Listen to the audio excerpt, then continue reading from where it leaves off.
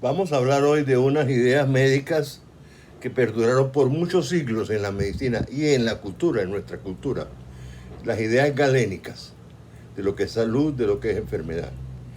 Claudio Galeno murió hacia el año 200, 210 de nuestra era, pero sus ideas perduraron hasta el siglo XVII o aún más, hasta hoy. Muchos de nuestros pacientes y personas tienen ideas galénicas sobre lo que es la salud, como vamos a ver. La idea de que el equilibrio es salud y el desequilibrio es enfermedad es una idea muy antigua que tenía la medicina tradicional china, la medicina clásica hindú y que tuvo la medicina hipocrática. Pero quien formalizó esta idea de una manera clara en sus textos, que fueron muchos, fue Claudio Galeno, un médico griego que vivía en Roma y era médico del emperador Marco Aurelio. Galeno tiene dos ideas básicas. La primera idea es esa, de que tenemos en nosotros cuatro humores, que son la flema, la sangre, la bilis negra, la bilis amarilla, y estos cuatro humores están en equilibrio. Algunas personas tienen un poco más de uno, algunas personas tienen un poco más de otro, pero están en equilibrio. Cuando se desequilibran es que se produce la enfermedad. Entonces el equilibrio para Galeno, como para muchas medicinas anteriores a él, es sinónimo de salud y el desequilibrio es sinónimo de enfermedad. Aún para nuestra medicina, si ustedes van a una unidad de cuidados intensivos, observarán que hay una gran preocupación por mantener los parámetros del paciente, los signos del paciente, siempre en un rango normal. Pero este equilibrio en la fisiología humana es un equilibrio muy especial. Por ejemplo, si está en estado de hipoxemia y de acidosis, aumenta la frecuencia respiratoria. Pero puede aumentar tanto la frecuencia respiratoria que entre en hiperalcalosis respiratoria. Entonces el equilibrio humano es como un balancín, es como un columpio, va de un lado al otro lado. Y hay que tener esto en cuenta, el equilibrio fisiológico no es algo rígido, es algo que varía. Yo lo equiparo al equilibrio de un malabarista que camina por una cuerda floja. Y este malabarista a veces se va de un lado, a veces se va del otro. Y curiosamente estas desviaciones son las que lo ayudan a centrarse en la línea central. Así es el equilibrio fisiológico en nosotros. Entonces los rangos normales de nuestras características semiológicas que tanto medimos nosotros y que tanto registramos nosotros, hay que tener en cuenta que muestran variaciones hacia un lado o hacia el otro lado. Lo mismo los valores de laboratorio. El rango normal es una ayuda para interpretar al paciente. No es un sinónimo siempre de equilibrio salud, desequilibrio enfermedad.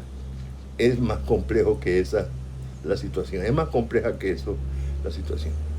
Pero Galeno sí consideraba que el equilibrio era salud y el desequilibrio enfermedad, y era el equilibrio de los cuatro humores clásicos, como acabamos de decir. Pero vamos a hacernos una pregunta antes. ¿Qué es lo que mantiene estos humores en el pensamiento galénico en equilibrio?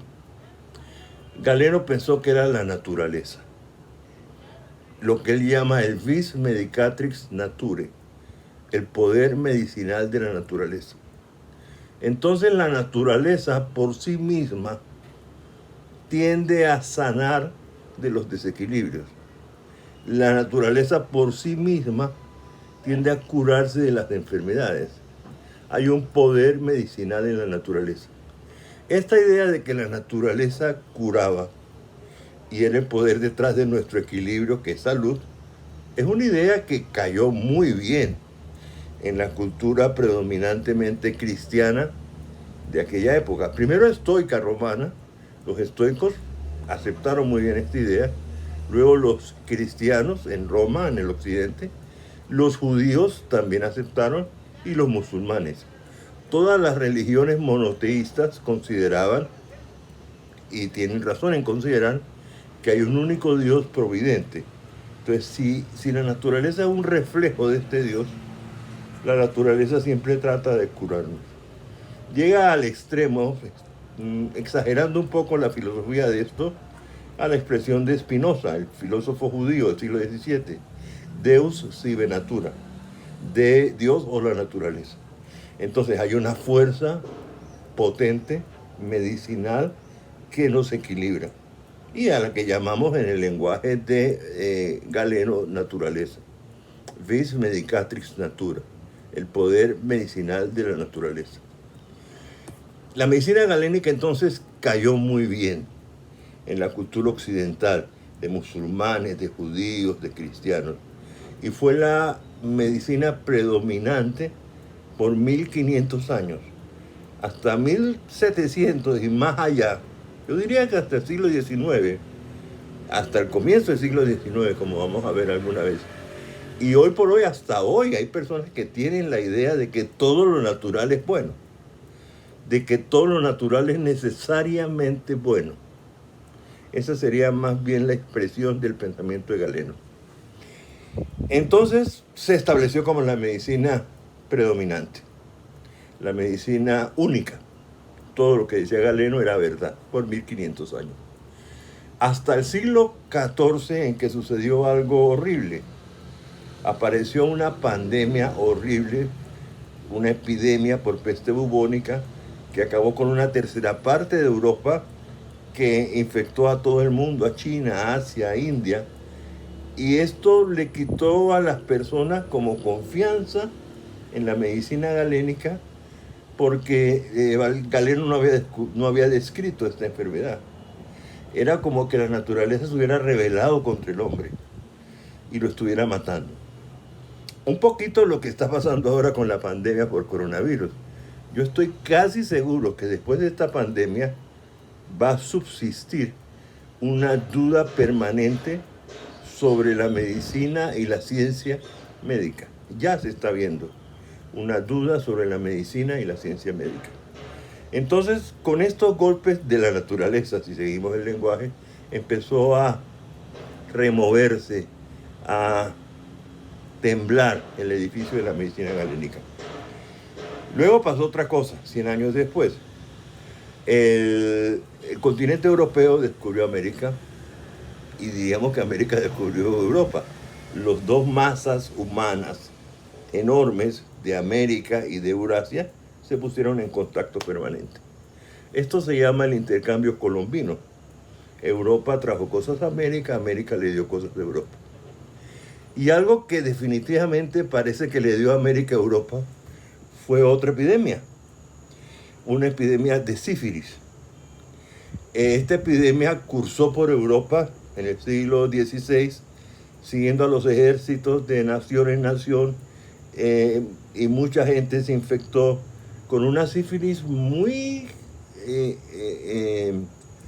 activa, muy agresiva, porque la población europea no había tenido contacto, evolutivamente hablando, con el treponema y con la sífilis. Entonces los primeros narradores lo dicen claramente. La sífilis, que aquí en América era una enfermedad menor de la piel, al llegar a Europa se metió en el cuerpo, dicen los narradores, infectando todos distintos órganos y causando gran morbilidad. Entonces siguió temblando, derrumbándose el edificio de la medicina galénica. Existió un médico muy astuto, Paracelso, en el siglo XVI, que empezó a pensar que esta enfermedad nueva, la sífilis, podía ser tratada con medicamentos minerales.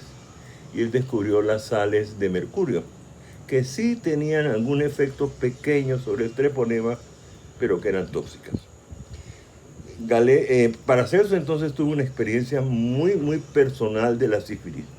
Y Paracelso tiene una frase que es claramente antigalénica. Paracelso dice literalmente: todo en la naturaleza es veneno, depende de la dosis. Miren entonces cómo la naturaleza pasó de ser una fuerza benéfica a ser una causa de enfermedad en el pensamiento de Paracelso. Finalmente, en 1628 se derrumba por completo el edificio de la medicina galénica porque se descubre la circulación de la sangre, y de eso discutiremos después. Pero volvamos un momento a esos 4 humores en equilibrio. Esos 4 humores, sangre, bilis negra, bilis amarilla y flema, no podíamos intervenirlos, no podíamos sacarlos, no podíamos meterlos. El único que podíamos intervenir era la sangre, que podíamos sacar un poquito de sangre. Por eso la sangría, sangrar al paciente, fue el instrumento terapéutico más recurrido y recurrente de la medicina galénica. Se sangraba para todo, para las infecciones, para las hemorragias, para todo se sangraba. A nosotros nos resulta difícil aceptar eso en nuestra visión semiológica de lo que es la enfermedad, pero si nos metemos en el pensamiento galénico, el único humor sobre el que ellos podían intervenir de alguna forma era la sangre, sacando un poquito de sangre en la sangría. Esto siguió así, la sangría siguió usándose como instrumento terapéutico. Hasta que en el siglo XIX, un joven médico, Pierre Louis, francés, que había acompañado a los ejércitos napoleónicos a Rusia y se había desencantado de la medicina de aquellos tiempos, empezó a estudiar numéricamente la situación y vio a qué pacientes verdaderamente ayudaba la sangría o no ayudaba. Y lo publicó primero sobre neumonía, se sangraba en neumonía. Y publicó que la sangría no tenía ningún efecto benéfico sobre la neumonía. Y entonces acabó, llamémoslo así, derrumbó, tumbó el instrumento terapéutico más importante de la medicina galénica, que era la sangría. Y ahí acabó la medicina galénica. Pero quiero subrayar que aún hoy muchos de nuestros pacientes, muchos de nuestros conciudadanos tienen ideas galénicas. Que lo natural es necesariamente bueno, que en la naturaleza hay una fuerza benéfica que nos cura por sí sola, que hay que recurrir siempre a lo natural.